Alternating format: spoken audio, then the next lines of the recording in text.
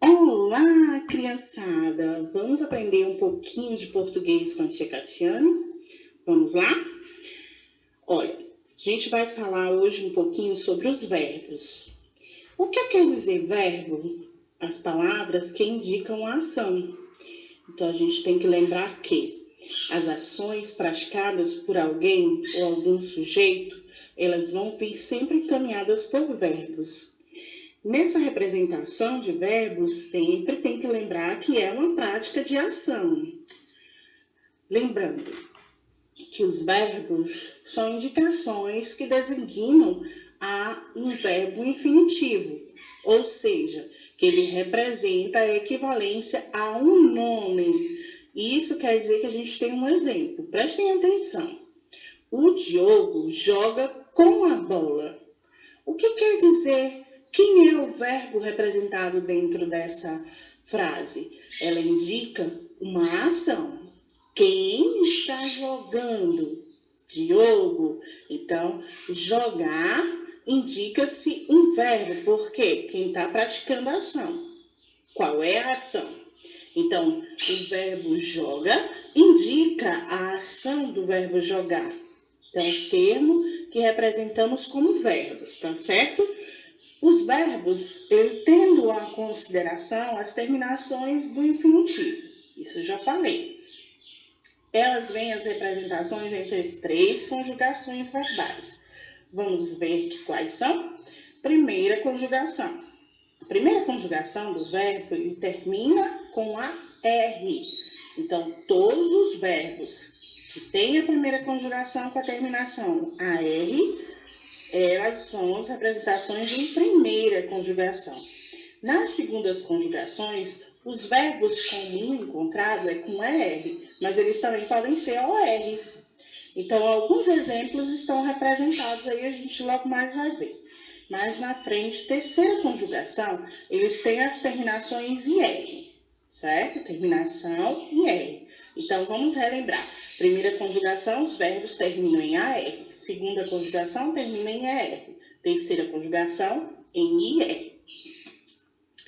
Os verbos da primeira conjugação indicam todas as ações. Então, jogar, dançar e cantar. Observe que todos os 3 verbos estão fazendo a terminação AR. Na segunda conjugação, eu tenho 3 exemplos: comer, correr e escrever. Todos 3 têm a mesma terminação. Essas terminações estão interligadas à segunda conjugação com terminação ER. Terceira conjugação, os verbos já terminam com IR. Sorrir, cair e sentir. Agora vamos observar um pouco sobre as sílabas representativas da sua numeração de sílabas. De acordo com o nome sílaba, há o fonema representado pela emissão de vozes. Isso quer dizer que a gente vai representar a quantidade de sílabas que cada palavra representa. Com uma única sílaba, a gente chama as monossílabas. São aquelas que possuem apenas uma única sílaba, quando a gente pronuncia uma única vez. De sílaba, quando possui 2 sílabas, e aí a gente tem a abertura da boquinha 2 vezes. Então, essa emissão de voz abre-se 2 vezes essa pronúncia. Um exemplo, casa. Casa, a gente tem a abreviação de abertura de emissão de vozes de 2 vezes. Trissílaba, quando ela representa uma representação de 3 sílabas. Exemplo, cidade. Então, a gente está abrindo a emissão de vozes 3 vezes. Essa pronúncia está sendo representada por 3 representações de fonemas. Polissílaba, quando possui mais de 3 sílabas. Então, a gente tem habilidade. Preste atenção, a gente está representando 3 ou mais sílabas, certo? São chamadas de polissílabas. Sílaba tônica. O que quer dizer sílaba tônica? É a pronúncia com a emissão de intensidade, ou seja, quando a pronúncia das palavras tem um som mais forte. Observe que eu coloquei 3 exemplos: legal, marido e máquina. A primeira palavra, legal. Legal, olha o som mais forte. Então, quando ele contém uma terminação no final, a gente tem uma única representação de som mais forte, né? Então, a gente vai representando de acordo com suas tonicidades. A sílaba tônica é a última sílaba, chamadas de oxítonas. As oxítonas são as sílabas tônicas que possuem o seu vocabulário na última sílaba. Não, olha o som mais forte. Mulher. Então, quando a sua tonicidade, o som mais forte das palavras forem na última sílaba, são chamadas de oxítonas. As paroxítonas, elas são sílabas tônicas na penúltima sílaba. Então, a gente tem marido. Olha só o som mais forte. Ouro. Elas têm expressões de sons na penúltima sílaba. Proparoxítonas. As proparoxítonas são as sílabas tônicas na antepenúltima.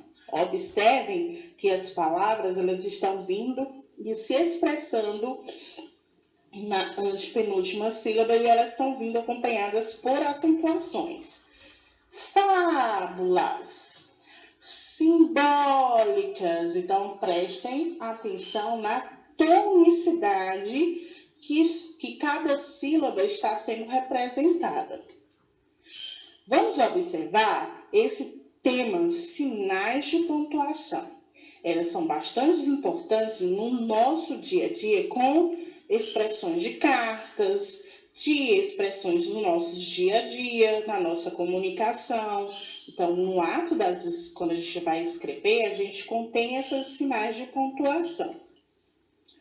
O ponto final, ele é uma representação de um sinal de pontuação que ela tem 2 representações onde ela vai ser usada, quando ela for afirmativa ou negativa. Nas afirmativas e negativas, o ponto final sempre vem no final. As frases afirmativas é quando eu vou afirmar algo. Eu levantei e tomei o meu café. Então, estou afirmando que eu levantei e tomei o café. Um exemplo da negativa é quando eu represento a frase negando.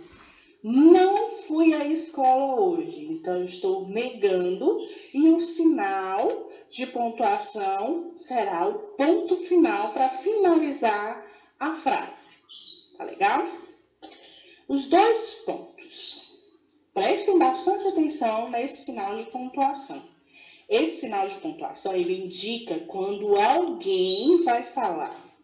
Quando é que eu uso o sinal de pontuação? Sempre em representações de textos que eu vou trabalhar com diálogos, onde eu vou expressar os personagens na minha história. Sempre que alguém for falar na minha história, por exemplo, Paulo falou, 2 pontos. O que ele falou? Então, eu vou utilizar o termo do travessão. Já estou indo, mãe. Então, ele está respondendo a fala de quem está falando no final. Então, quando indica personalidade. Vírgula. A vírgula é utilizada para ser uma indicação de pequenas pausas na nossa leitura. O que quer dizer isso? Minha mãe foi ao supermercado e comprou laranja, maçã, banana e abacate. Então, essas representações das frutas, elas vão estar sendo separadas por vírgula, certo? E ela também pode ser indicada quando você vai representar essa vírgula, geralmente na produção de uma carta, quando a gente vai colocar a cidade, o dia, o mês e o ano em que aquela carta está sendo produzida. Quando eu digo e me expresso o nome da minha cidade, tá? Ou então, quando eu vou falar sobre algo de alguém. Paulo, venha almoçar. Então, Paulo tem que estar separado com vírgulas, certo? Quando é que eu vou utilizar o ponto de interrogação? O ponto de interrogação é o mais fácil. Prestem atenção. Sinal de pontuação, um ponto de interrogação, ele indica perguntas. Estou sempre no final das frases e vou indicar perguntas. Por quê, como, com quem, qual, o que e onde. Exemplo, por que você não fez a tarefa hoje? Isso é uma pergunta. Então, o ponto de interrogação está sempre no final das frases. Ponto de exclamação. Ponto de exclamação está representado para exclamar algo. Exclamar está sempre no final das frases também. Mas eu vou estar esclarecendo. Eu vou estar exclamando. Nossa, que menino bonito.